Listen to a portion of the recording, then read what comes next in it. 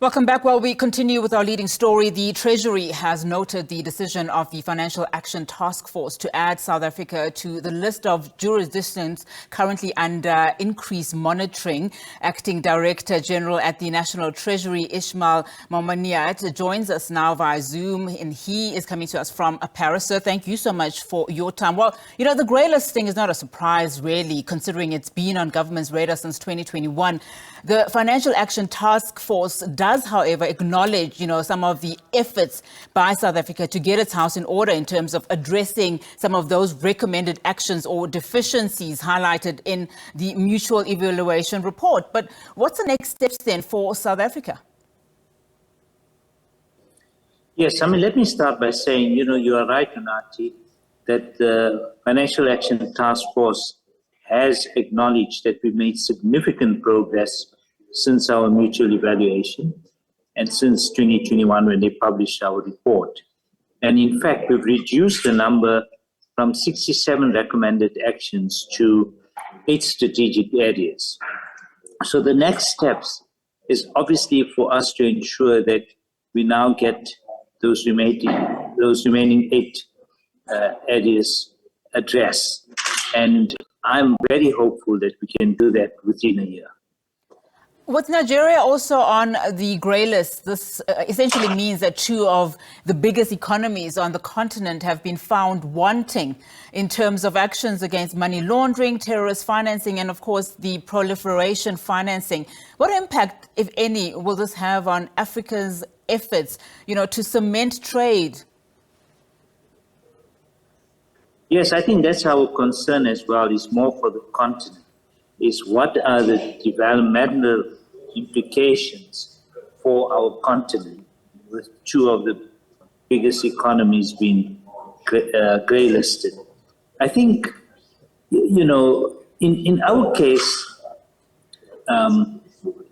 the impact, I suspect, will not be very significant because FATF has acknowledged to what extent we've addressed many of the issues. And as long as the period is short, I think that, we could deal with some of the consequences. But like you say, for the continent, I think it's something that we do need to assess. And it's something that we raise at FATF in the way that this process works. That, for example, when you have economies that are actually improving their systems, it's a bit perverse to be grey-listed.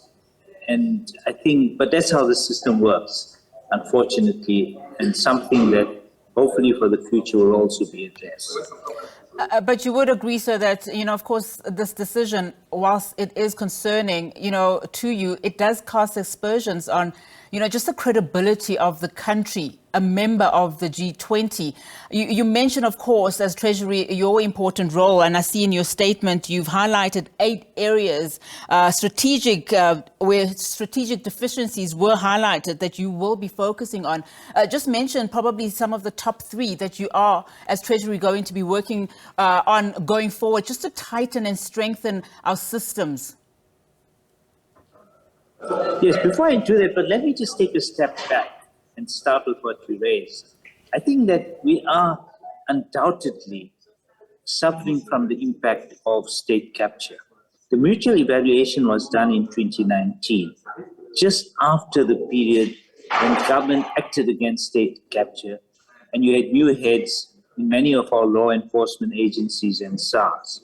And so when a mutual evaluation was done by FATF, those organizations were at their weakest. Since then, we've made real progress. And that's why if you look at the 8 areas that they've outlined, some of them are very technical. It's like dealing with beneficial ownership. Do we have a system where we can recognize the ultimate beneficiaries behind companies, trusts, non-profit organizations? Some of them relate to whether South Africa asks for, when crimes are committed, for mutual legal assistance, whether they do that, they use those mechanisms effectively, whether our investigative authorities use the mechanisms for suspicious transaction records sufficiently. I mean, those are the types of technical issues.